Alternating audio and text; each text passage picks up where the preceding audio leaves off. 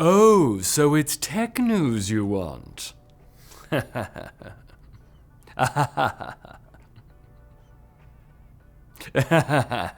Apple has been making some positively wacky moves lately, with notoriously accurate analyst Ming-Chi Kuo claiming a more affordable MacBook is coming next year with an A18 Pro processor. Yeah, as in the chip that powers the iPhone 16 Pro. If any other company was putting a phone CPU in a laptop, we'd probably all immediately burst out laughing. But this is an Apple Silicon chip.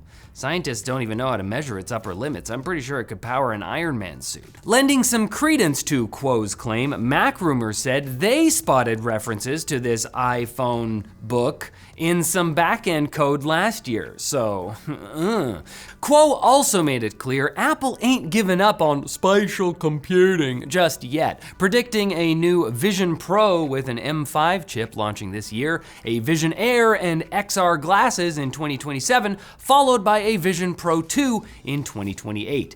Maybe by then, they'll have stopped trying to slither around EU regulations, like they did last week when they announced a new tiered commission system that punishes iOS app developers with less visibility on the App Store and the removal of basic features unless they pay Apple a 13% commission on external purchases.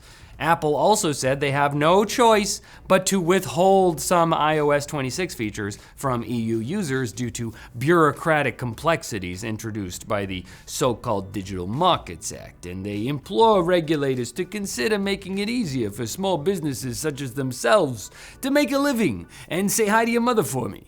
The U.S. Supreme Court on Friday upheld a Texas law requiring adult websites to verify the age of their users, indicating that similar laws passed in nearly half of all U.S. states are totally fine, despite Pornhub ceasing operations in many of them. And horn dogs have nowhere else to go. Twitter's not a thing anymore. The ruling is igniting discourse around how such laws interact with the First Amendment, aka free speech, with some analysts saying age verification could demolish the internet as a tool for speech, and that the Supreme Court judges are scared of nudity. And while there are legitimate concerns about how easy it is to legalize censorship as long as you're doing it to protect the kids, more and more countries and US states are passing age verification laws for social media, too.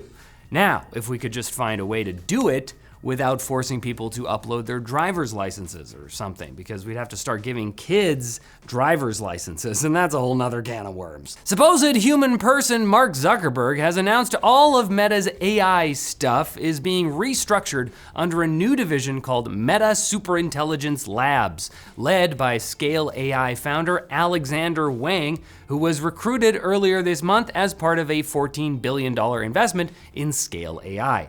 Zuck also treated himself to some billionaire fun. He splurged a bit, offered massive pay packages, and successfully poached 11 top researchers from Google, Anthropic, and especially OpenAI, where so many employees were getting Meta offers that the company is now recalibrating compensation for staff and giving them the whole week off so the execs can please have quiet in the office for 5 seconds? Meta wants all those AI researchers because A, Meta's models need some serious work to catch up, and B, they really want AI in every corner of their products, including Facebook, where users have reported being shown AI versions of private pictures from their camera roll.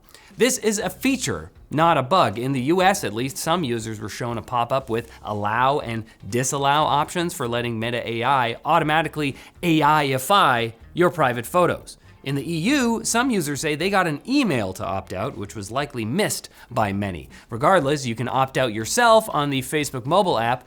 Can't do it on desktop, by going to settings, then preferences, then camera roll sharing suggestions. Meta AI, the personal AI that understands you, because it already went through all of your shit. How about instead you go through hell and back in our sponsor War Thunder, the game that immerses you in intense combat with more than 2,500 incredibly detailed tanks, planes, helicopters, and ships, and one of the most sophisticated vehicle damage models in gaming. We're talking individual components like engines, fuel tanks, weapons, and even crew members. This is still a video game, they're a component, all susceptible to damage or disabling by enemy shells or missiles, different types of which behave differently according to the type of armor you have equipped equipped. It's science. You can learn about how all those things interacted to cause you to blow up using the X-ray view, which would be great to have in real life. Join a worldwide community of over 70 million players in one of the most comprehensive vehicle combat games ever made. Check out War Thunder for free today on PC, console, and mobile using our links. What? Now you want quick bits? Tell me you're joking. Microsoft is making it easier for regular non-business users to stay on Windows 10 for an extra year by making extended security updates free for users who sync their PC settings to Windows Backup with their Microsoft account.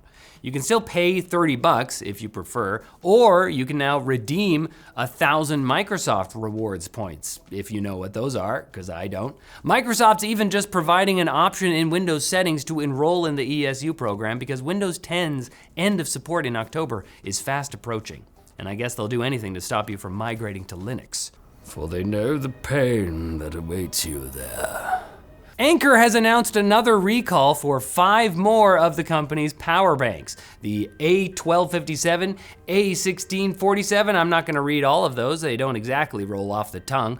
Unlike the previous recall of the PowerCore 10,000 power bank, there are reportedly no reports of explosions, but Anker figured, hey, why not try being proactive and do something to stop their batteries from exploding before they explode? It's weird and new, but they're open-minded. Canada has canceled plans to enact a digital services tax on American tech companies, the first payments of which were supposed to start coming in today. US President Trump ended all trade talks with Canada on Friday in response to the tax, which left Canada feeling pretty dumb. So, you know, sorry about that. And after making their tiny humanoid robots fight each other physically, China is making them play the world's most popular game, football! While humans may love it, the robots show no celebration whatsoever when they score a goal.